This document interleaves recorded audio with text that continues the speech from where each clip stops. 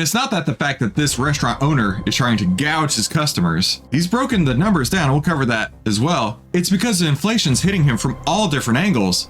Dude can't keep the doors open unless he charges $16 for a 75-cent sandwich. Dude. Inflation continues to rip apart the American consumer. And this restaurant owner in particular is talking about how the only way that he can keep his doors open is to sell BLT sandwiches. Bacon, lettuce, tomato, 2 slices of bread, maybe a little mayonnaise. BLT sandwiches for $16. My wife makes the world's best BLT sandwiches. This guy can't even compete. But I'm telling you, the amount that we pay for the ingredients couldn't be more than 75 cents each. And it's not that the fact that this restaurant owner is trying to gouge his customers. He's broken the numbers down. We'll cover that as well. It's because the inflation's hitting him from all different angles. Dude can't keep the doors open unless he charges $16 for a 75-cent sandwich. Now listen, of course, every business out there has to have some sort of margin. But the problem is that inflation has hit so hard and compressed margins on so much and everything else that dude has to pay a ton for his wages to his workers. Dude has to pay a ton for the rent at his business. Dude has to pay a ton more for his ingredients. $16? That's where it ended up at. And it kind of makes me sick. $16? Man, you could have gone to Chili's, right? You could have gone to Chili's and had a big old plate of food. I don't know if you can do that anymore at Chili's for $16. $16 can buy you tons, or I should say, used to be able to buy you tons of food. But now a BLT sandwich, 75 cents of ingredients for $16. Let's take a look at the story here, right? Inflation, a driving horse behind the challenges of businesses today, has caused one restaurant owner to charge $16 for a BLT sandwich due to rising costs, right? This person says the wholesale cost is about $5. So his ingredients are about $5, which tells me he's overpaying for his ingredients right there. And the need to cover additional operating expenses caused a meal that was once $12.99 to be $15.99. So what is that in percentage terms? So in 3 years, that went from, let's call it 13 to 16. So the way that you do percentage change is you do the dollar change. So 16 minus 13 divided by what it used to be. So 3 divided by 12, 25%. He's charging 25% more for a BLT sandwich. I wouldn't pay $12.99 for BLT sandwich. Let's be honest here. And now $16? Give me a break. No way. Right? He breaks down the expenses here.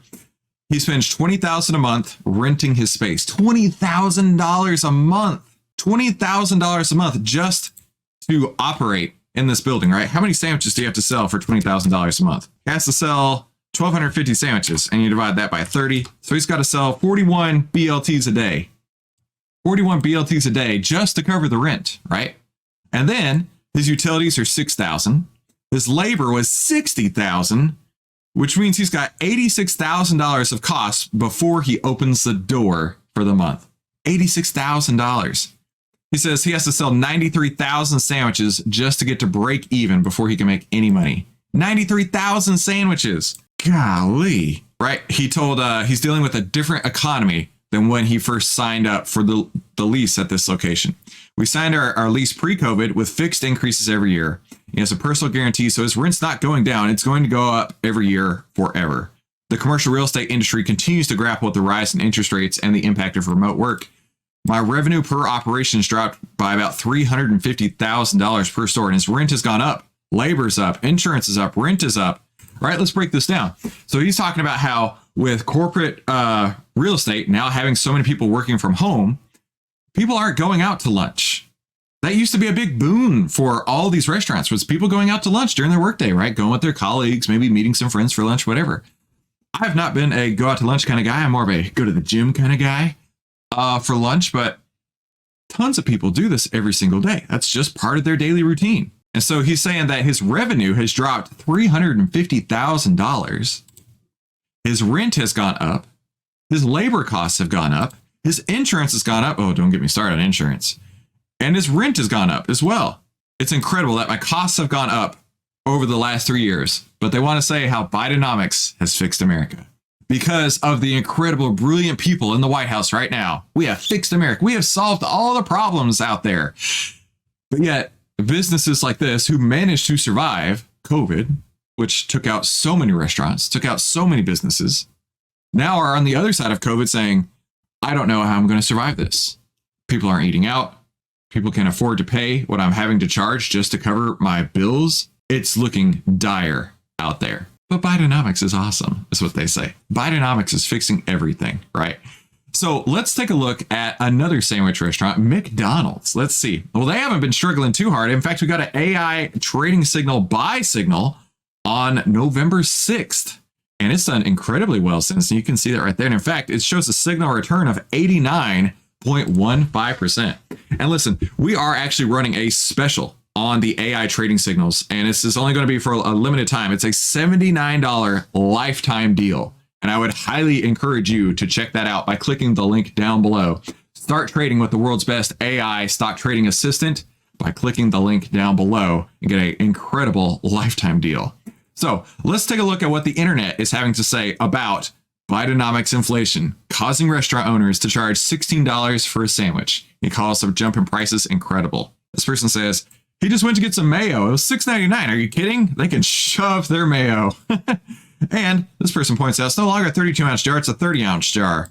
That's your shrinkflation for you there. Yeah, in one way or another, it's not helping the American consumer. As long as we have been built back better and our economy is soaring, the best it's ever been, how can I argue that? Man, the sarcasm is dripping off of that one there. Bidenomics, I had a grand slam at Denny's last week and a cup of coffee. It came to $20. $20 for breakfast and coffee.